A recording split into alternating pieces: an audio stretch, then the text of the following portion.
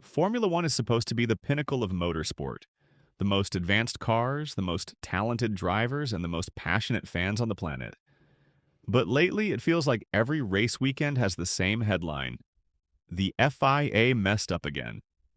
Whether it's inconsistent penalties, delayed decisions, or straight up bizarre rulings, the FIA has become the villain of Formula One. Fans are frustrated, teams are angry, and drivers are openly calling them out mid race. So, why does everyone hate the FIA right now? Let's dive into the controversies, the history, and the chaos that's making the governing body one of the most unpopular organizations in sport. One of the biggest frustrations in F1 right now is the inconsistency of penalties.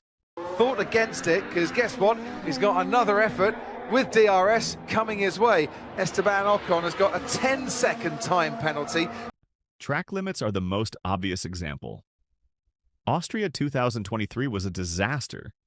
The FIA handed out so many penalties for exceeding track limits that even the final race classification changed hours after the checkered flag. Fans were furious. Drivers were sarcastically joking about needing a GPS to race, and the whole event felt like a farce. Then there are racing incidents. Remember Silverstone 2022 when George Russell tangled with Pierre Gasly and Zhou Guanyu flipped upside down into the barriers? And then it goes over the tyre barrier and into the catch fencing. So he was actually, Martin, upside down, as you can see, and the roll hoop and the halo very much doing its job before the car digs in and you do. George got a penalty. Yet later in the season, very similar collisions happened with no punishment.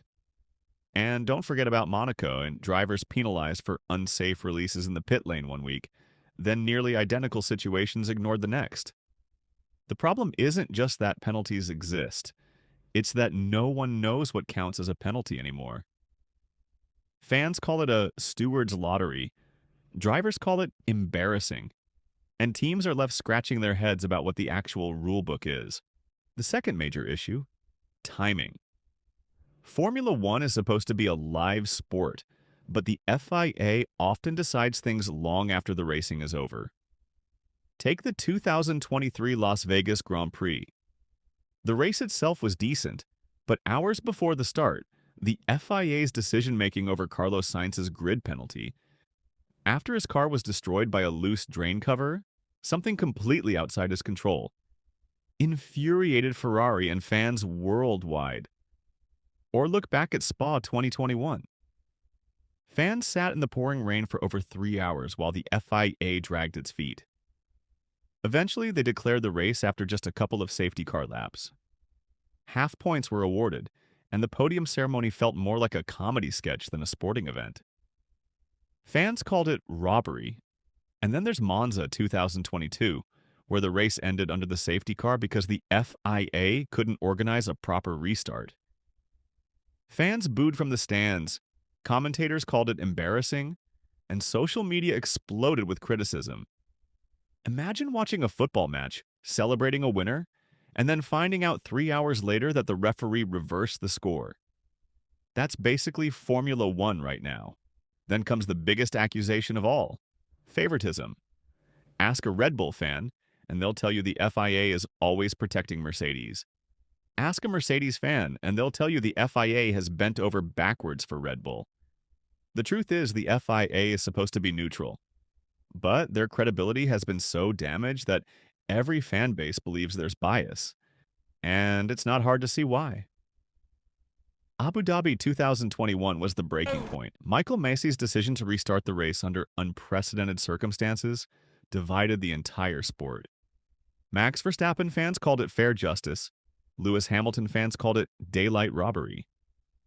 To this day, people argue whether the championship was decided by racing or refereeing.